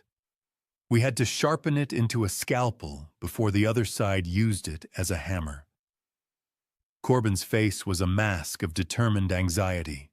They're going to use that 0% DNA test to claim I'm a stranger, he whispered, the sound of a printer humming in the background, sounding like a death march. As Sarah flipped through the thick case file, her hand stopped on a specific page. The betrayal found a new depth. She discovered that Breyer's emergency custody petition, the one meant to bury us, had been notarized by my own brother Vernon 2 weeks prior. He hadn't just been a getaway driver. He had been the legal architect for our family's destruction. Sarah looked up from the file, her face draining of all professional neutrality. "Thane, there's one more thing," she said, her eyes fixed on a social security number at the bottom of a medical release. Breyer filed these papers under a different identity, one that belongs to a woman in Ohio who is still very much alive and has been looking for her kidnapped daughter for 18 months. The room went silent, the distant city sirens the only sound left in a world that had just reinvented its own horror. The silence of the Multnomah County Courthouse on Monday morning was deafening, a heavy pressure that seemed to hum in the very marble of the walls. I adjusted the knot of Corbin's tie as we stood before the towering bronze doors of the courthouse, his hands steady for the first time in a week, while a sea of reporters waited like vultures for the fall of the Garrison name. The taste of bitter courthouse coffee lingered on my tongue, a reminder of the long hours spent with Sarah Brennan prepping for this moment. We weren't just here to fight a fraud. We were here to save a child from being swallowed by a legal void. I gripped the cold wooden railing as we navigated the gauntlet of the lobby, the sight of the bronze statue of Lady Justice feeling more like a threat than a promise. We were led into the private chambers of Judge Halloway. Judge Halloway was a woman with silver hair and eyes like polished granite, someone who had seen 1,000 broken homes and had no patience for anything but the absolute truth. Sarah didn't waste a second. She laid out the autopsy of Breyer's identity, revealing the stolen Social Security number that belonged to a living woman in Florida. "This isn't just about custody, Your Honor," Sarah said, her voice echoing in the small room. "It's about a ghost trying to claim a living child." However, the air in the room shifted when the opposing counsel presented their own motion. From her jail cell, Breyer had attempted to appoint Marcus Holt as Ria's legal guardian, claiming he was the biological father to circumvent Corbin's standing. It was a tactical strike intended to sever the Garrison line entirely. The courthouse air was thick with the smell of floor wax and old secrets, a place where families are either mended or dismantled by a single stroke of a pen. I watched Halloway's face, searching for a crack in the granite, but she remained unreadable. "Mr. Garrison, the law is interested in facts, not your professional history as a detective," she said, her eyes shifting to Corbin. Sarah then invoked the psychological parent doctrine, the pivot we'd bet everything on. She argued that biology was secondary to the primary caregiving bond, detailing the 2 years Corbin spent as Ria's sole stable provider, while Breyer was busy manufacturing a multi-state heist. "Biology didn't read her goodnight moon 400 times, Corbin said as he took the stand. "I did. I am the only father she has ever known, and I am the only one she asks for when she's scared." Then Corbin looked the judge in the eye. He didn't look like my little boy anymore. He looked like a man who would burn the world down for his child. The room fell silent, as a court-appointed advocate added that since her removal, Ria had been calling for Dada incessantly, a detail that landed like a physical weight. But the victory was short-lived. Judge Holloway leaned forward, her expression unreadable, and her voice devoid of sentiment. "Mr. Garrison, the law on biological rights is very clear. If Mr. Holt is the father, your psychological bond may not be enough to stop her from being handed to a stranger." I felt the floor drop out from under me, as I realized the kingpin was still holding the high ground from behind bars. The sound of Sarah Brennan's briefcase clicking open was the last thing I heard, before we retreated from the courthouse to find the ammunition we needed to survive it.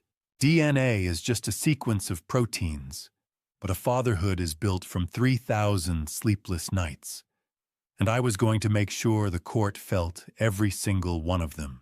We couldn't let Marcus Holt's biological claim stand as the final word. Back at the Garrison home, I transformed the dining room into a tactical command center. The smell of printer ink was thick in the air, a chemical sharp contrast to the stale, lukewarm coffee sitting on my desk.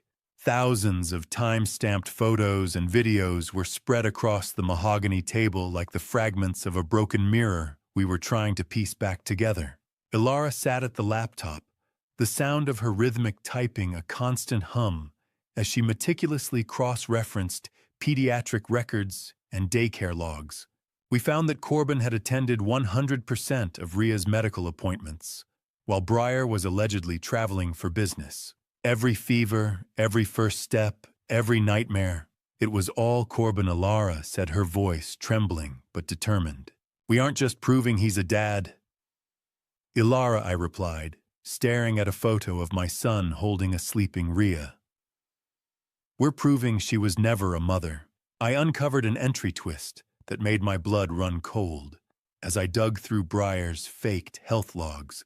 She had been systematically faking Ria's allergies to peanuts and dairy for over a year, using them as a weapon to restrict Corbin's movements and keep him isolated from his own social circle.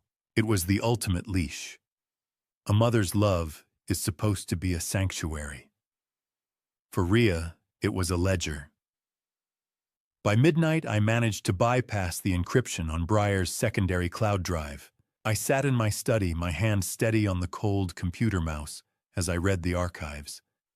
The clinical horror of it was staggering. In emails sent to Marcus Holt during the first year of Ria's life, Breyer described the child as a necessary anchor and a long-term insurance policy for the Garrison estate.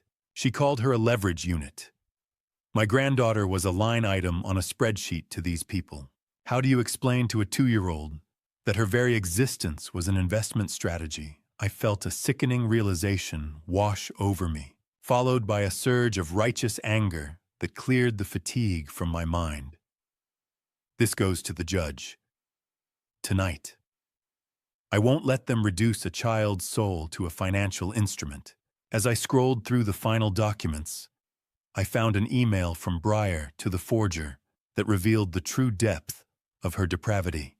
She had actually spent months looking for a child to adopt through illegal human trafficking channels before deciding to use Marcus as a biological donor because it would look more authentic for the scam. She didn't want a daughter. She wanted a prop that shared the ringleader's genetic code. I found a folder labeled Project Exit and felt the hair on my neck stand up as the screen flickered in the dark room. Breyer hadn't just planned to take Ria to Canada. She had planned to leave her there with Marcus and disappear entirely once the Garrison money was laundered.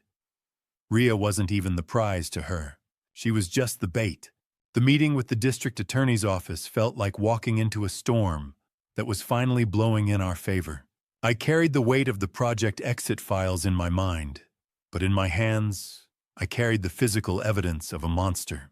I stepped into the cold, fluorescent office air, the smell of old file folders and institutional floor wax grounding me as I prepared for the final deep dive into the wreckage Breyer had created. I didn't sit down immediately. I slammed a stack of 4 different birth certificates onto the prosecutor's desk, each one bearing Marcus Holt's name and a different mother's signature, the paper trail of a man who treated fatherhood like a franchise opportunity. The district attorney was a sharp-featured woman who looked like she'd been carved out of Oregon flint, and she handled the stack of fraud reports like she was loading a shotgun. She looked from the certificates to the mugshot on her monitor, where Marcus Holt's smug smile seemed to mock the very concept of justice. My investigative deep dive had yielded a sickening pattern. Holt had fathered 4 other children across Nevada, Arizona, and California, using each one as a biological anchor to claim custody of heirs to wealthy estates. Once the assets were liquidated, he vanished. I discovered that one of those leveraged children had actually been abandoned in a Canadian hospital after the scam collapsed.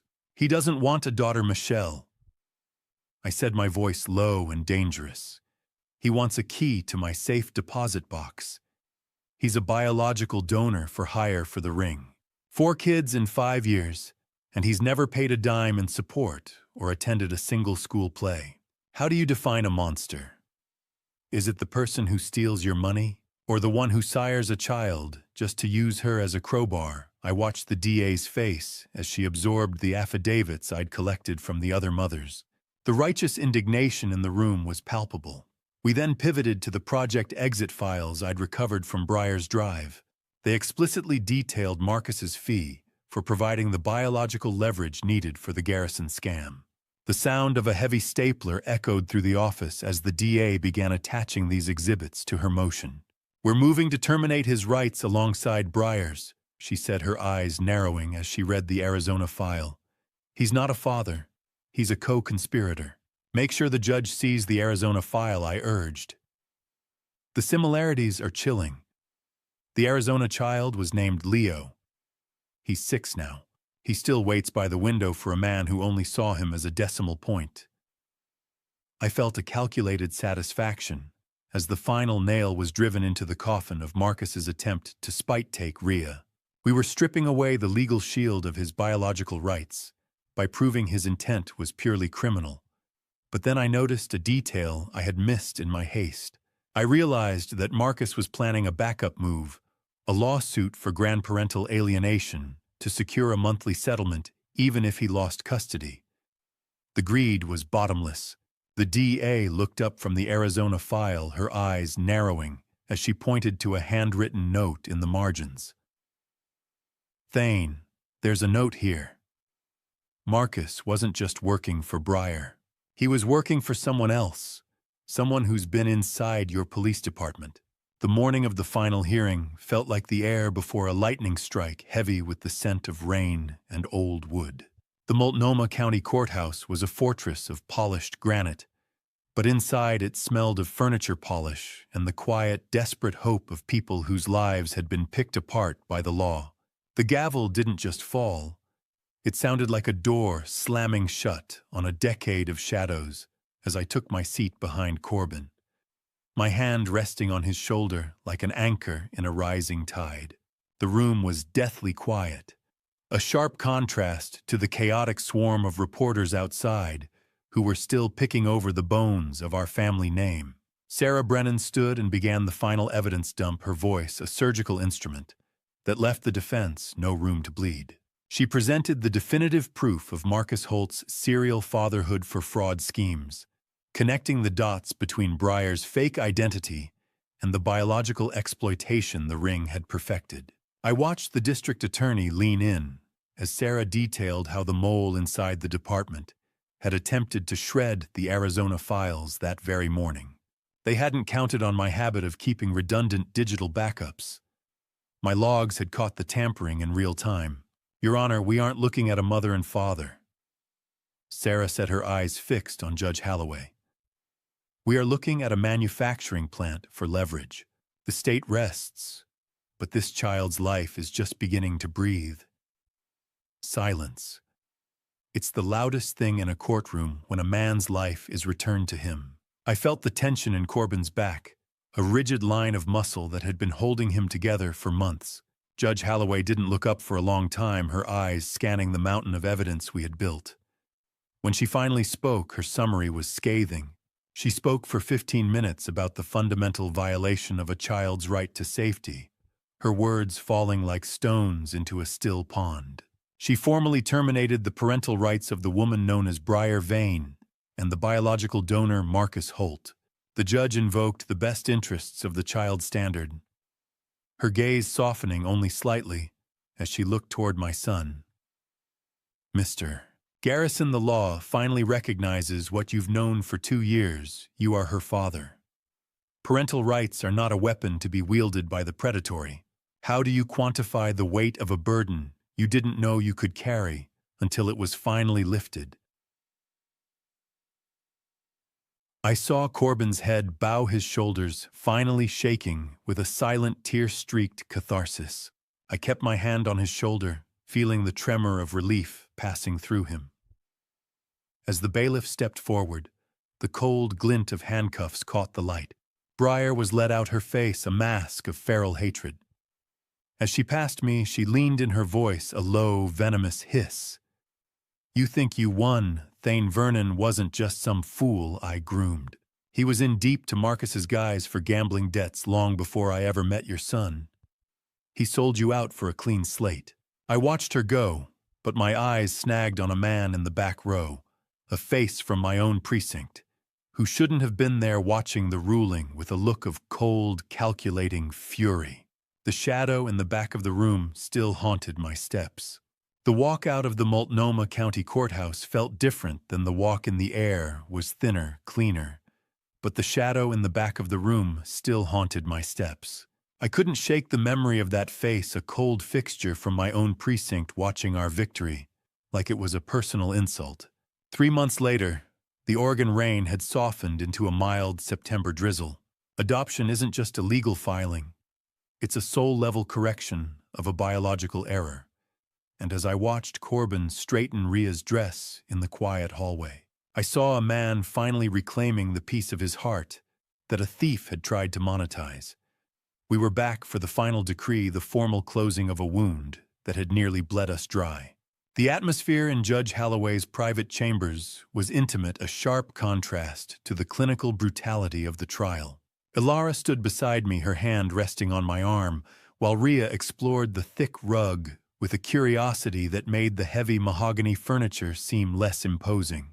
During the ceremony, my phone buzzed with a message from Michelle. I felt a chill that had nothing to do with the air conditioning. She had identified the man from the back row as a former internal affairs investigator I had forced out of the department years ago for ethical breaches. The grudge wasn't just professional. It was a decades-old poison that had found a new vessel in Briar's ring. I'm not taking her in because I have to. Your Honor, Corbin said, his voice echoing with a quiet, resonant strength. I'm taking her in because I'm the only one who truly has. She's been a garrison in her heart for a long time. Today the ink just catches up. The court-appointed advocate gave a glowing report describing a stability in our home that Briar had spent years trying to dismantle. Ink. It's so thin, yet it weighs more than blood when it's drying on an adoption decree. I watched Judge Holloway reach for a specialized silver pen, the metal glinting under the warm office lights. The scratch of the fountain pen on thick parchment was the most beautiful sound I'd heard in years, a rhythmic final punctuation mark on my son's ordeal. Congratulations, Mr. Garrison, the judge said, handing the document to Corbin with a rare, genuine smile. You are her father, in every sense the law and the heart allow. Corbin held the paper with a reverence usually reserved for religious texts, his eyes shining as he looked down at the daughter who was now and forever his. Thank you, Your Honor, he whispered, for everything. I felt an immense surge of pride, but my detective's instinct remained a jagged edge beneath my suit jacket. Can a man ever truly retire?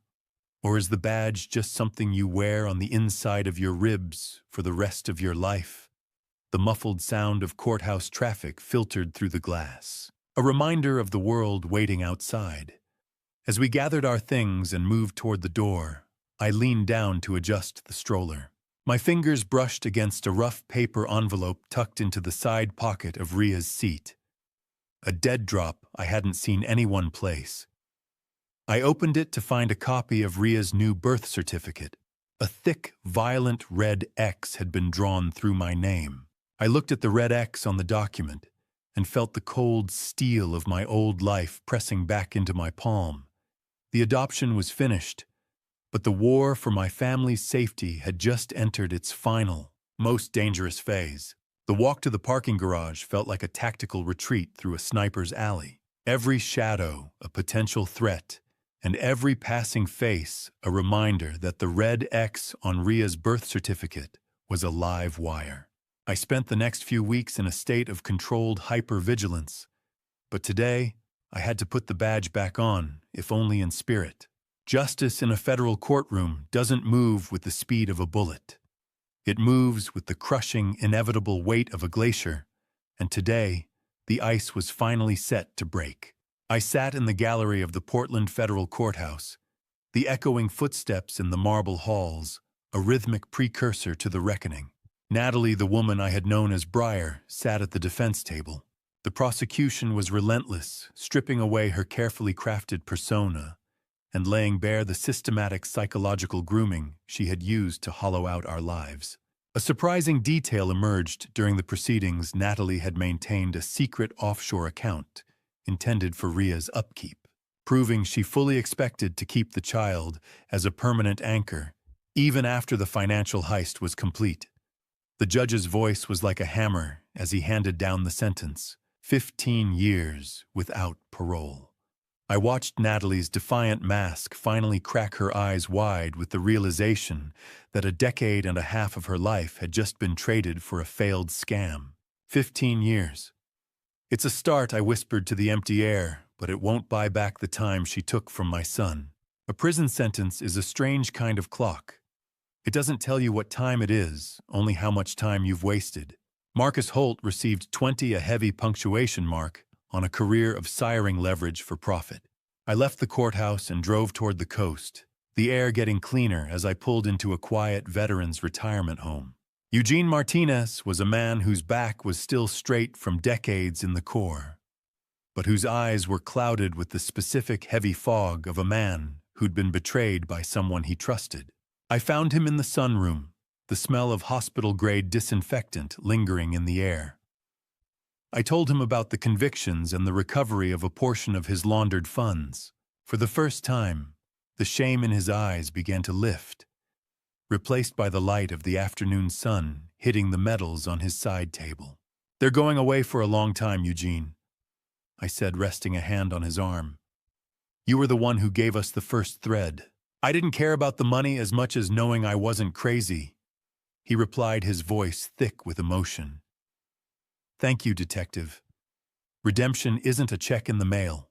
It's the ability to look at your own reflection without flinching."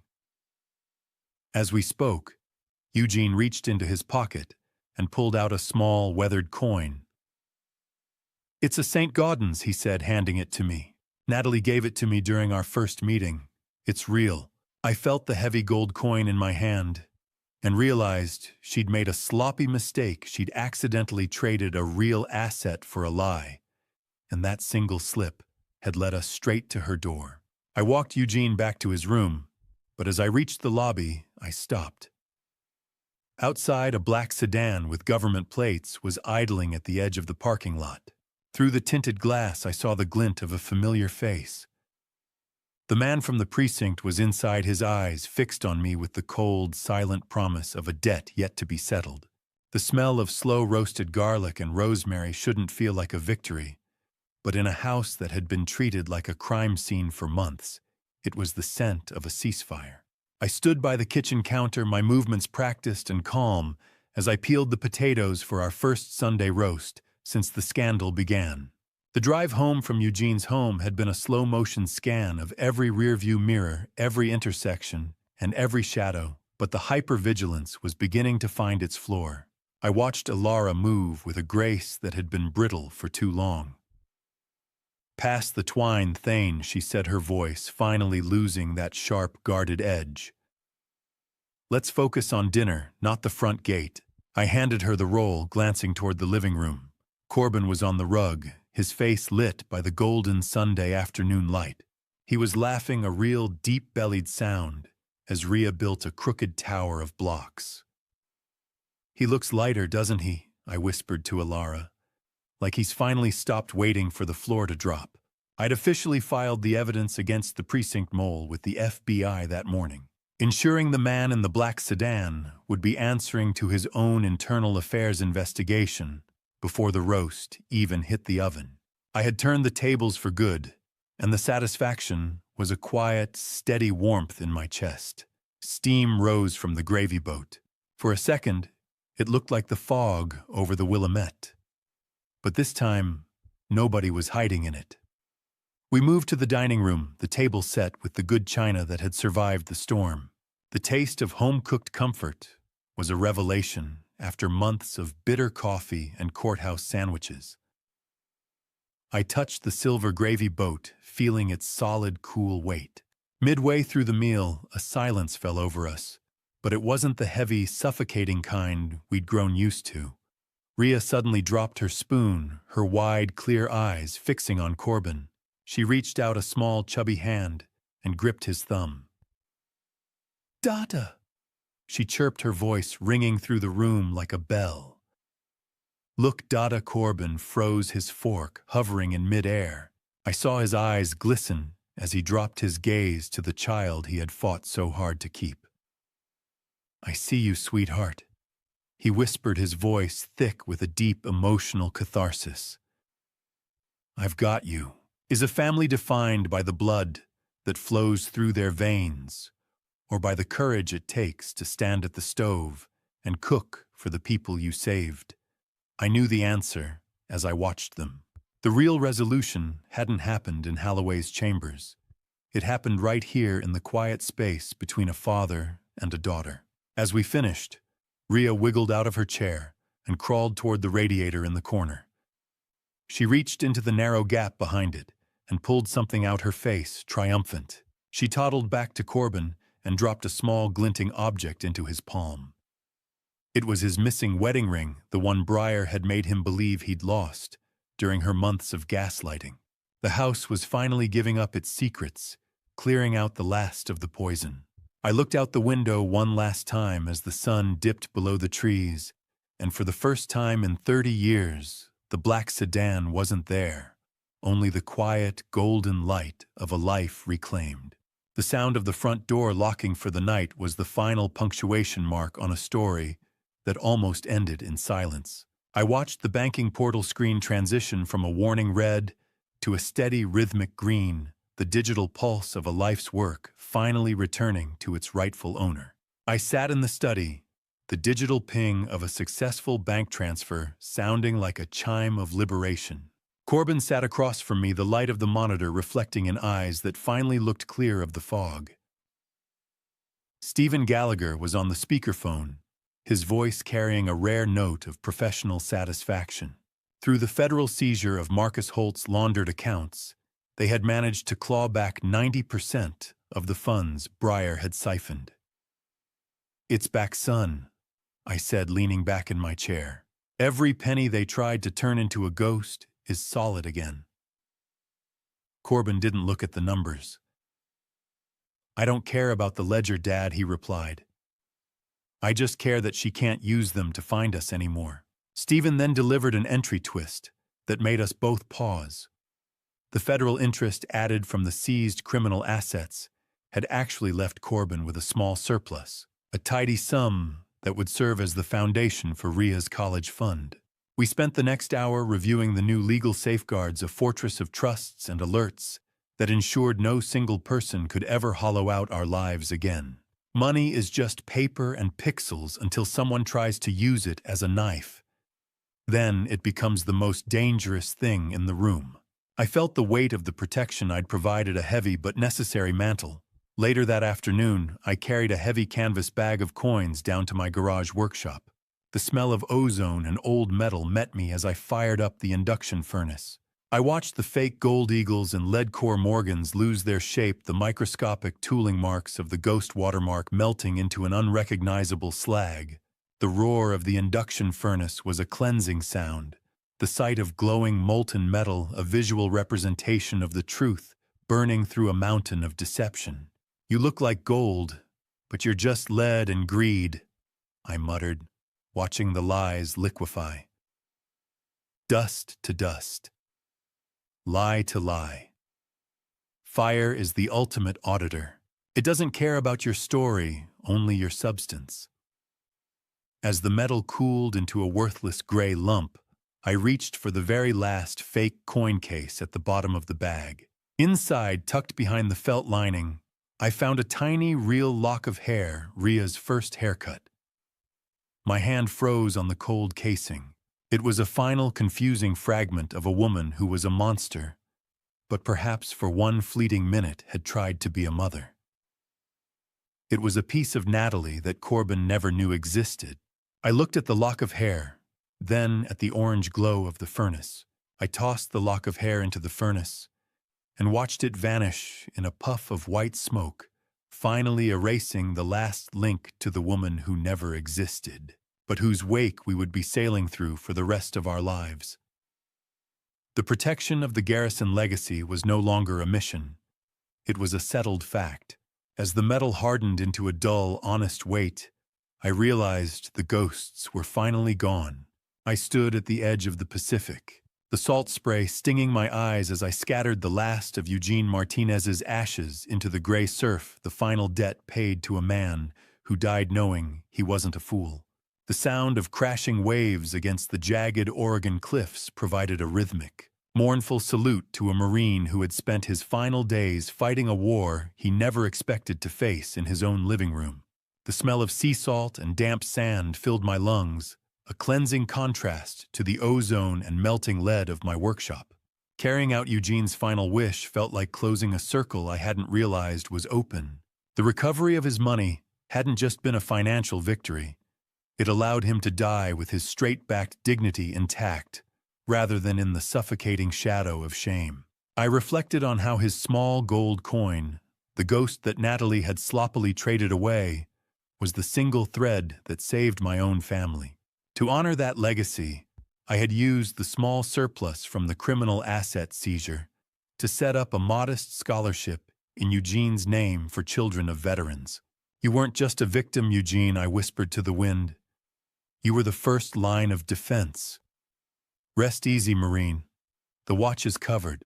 An entry twist awaited me back in my study, tucked inside a sealed letter Eugene had left with his estate lawyer. It contained a name, a silent partner in the precinct, who had protected the ring's interests. My stomach dropped as I read the confirmation. The mole wasn't just a disgruntled investigator, but a high-ranking captain I had trusted for a decade. A predator doesn't go away just because you beat them. They just find a different forest to hunt in. By January, I had returned to my morning workout at the gym, where the Trojan horse had first entered Corbin's life. I moved through the rows of machines, my eyes habitually scanning the room for the timed spills and the over-eager smiles of professionals. I found myself watching a young man on the stationary bikes, looking vulnerable and distracted, the telltale wedding ring, tan line on his finger, screaming of a recent divorce. Within minutes, a woman approached him. Her approach too perfect. Her smile too practiced. You think you're safe because you locked the door. But remember, the person who sold you the lock might still have the key. I didn't intervene directly. I wasn't that man anymore. Instead, I pulled my phone and made a quiet call to Michelle. "I'm at the East Side branch," I said, my voice dropping into a low, lethal frequency. "Row 4 stationary bikes. We have a live one. Retirement doesn't suit you." Thane Michelle's voice crackled through the line. "You're still seeing the ghosts before they even appear." Maybe she was right. But as I adjusted my position, the woman I was watching suddenly looked up. She didn't look startled. She looked straight into my eyes and offered a faint, mocking salute. A jolt of adrenaline, cold and familiar, spiked through my chest. She knew exactly who I was, and she wanted me to know she was there. I tightened my grip on the cold steel pull-up bar, my heart rate steadying into a lethal rhythm as I realized the ghost watermark wasn't a signature of the past, but a calling card for the future. The war for my family's legacy wasn't over. It had just evolved into a much longer game. I stood in the doorway of the nursery, the soft glow of the nightlight carving out a world where the only thing that mattered was the steady rise and fall of a child's chest. The house was quiet now, a deep restorative silence that I hadn't allowed myself to feel in over a year. Returning from the gym, I had performed a final mental post-mortem of the case I'd codenamed 120KV7. It was a textbook study in a new kind of warfare. The anatomy of the con was a triple-threat emotional grooming, to lower the defense's financial isolation, to cut off support, and the weaponization of shame to ensure silence. We all missed the red flags initially. The aggressive refusal of medical history, the artificial urgency of investment windows, and the scrubbed digital footprints. They don't steal your money first. They steal your sense of reality. If the deal requires you to keep it a secret from the people who love you, it's not a deal. It's a trap. As I stood in the hallway, I thought of a secret I would carry to my own grave. I had discovered that the name Rhea wasn't chosen for its classical beauty, but because it was the name of the lead forger's mother, a final. Hidden branding meant to mark my family as their territory. My son would never need to know that. You might think this is just a story about a bad marriage, but look closely at your own accounts, your own relationships. Are you sure you know who's holding the pen? I watched as Corbin leaned over the crib, tucking the blanket around Rhea with a tenderness that made my throat tight. The smell of lavender and baby powder was thick in the air, drifting over the faint hum of a white noise machine. She's sleeping through the night now, Dad Corbin whispered, turning toward me as I stepped into the room. The golden rectangle of light from the hallway caught the peace in his eyes. No more sedatives, no more bad dreams. Just sleep. I rested my hand on his shoulder, feeling the solid reality of the family we had fought to keep whole. Children are innocent, Corbin, I said, repeating a Vietnamese proverb my old partner used to say. Children are innocent. They bear no guilt for the sins of those who brought them into the world. She was the anchor they used to try and drown us, but she's the only reason we learned how to swim. She was born into a web of digital ghosts and professional lies, but tonight she was just a little girl safe in her own bed. Blood doesn't make a father. Fear doesn't make a home, only the truth does. We stood there for a long time, two men watching over the only pure thing to emerge from the wreckage. I eventually retreated to my study, the floorboards silent under my feet. I opened the heavy oak desk and reached for the cold metal handle of the bottom drawer. I placed my retired badge inside, setting it right next to the recovered St. Gaudens gold coin Eugene had given me. I realized then that my true legacy wasn't the thousands of files I'd closed or the criminals I'd put behind bars. It was the two people sleeping down the hall. I closed the nursery door and walked toward the stairs.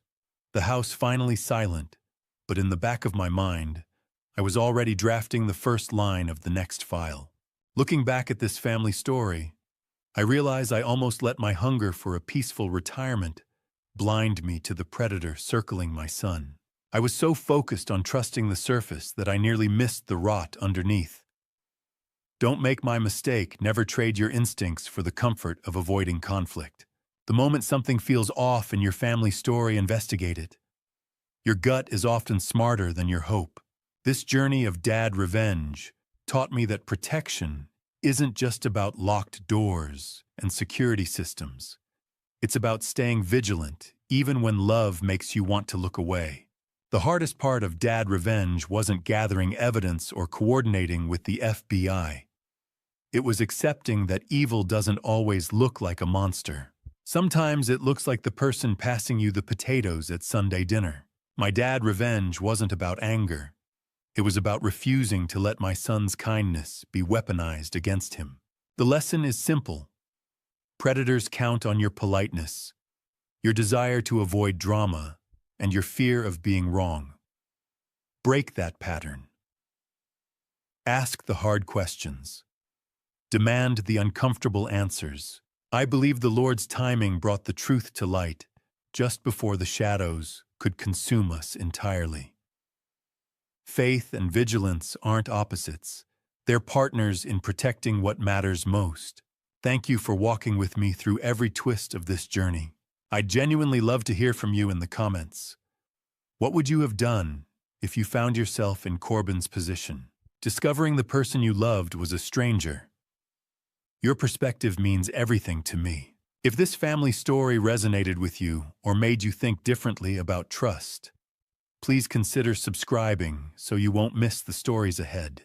A gentle reminder, while inspired by real patterns of financial fraud and family betrayal, certain elements have been dramatized for storytelling impact. If this narrative style isn't your preference, feel free to explore other content that better suits your taste.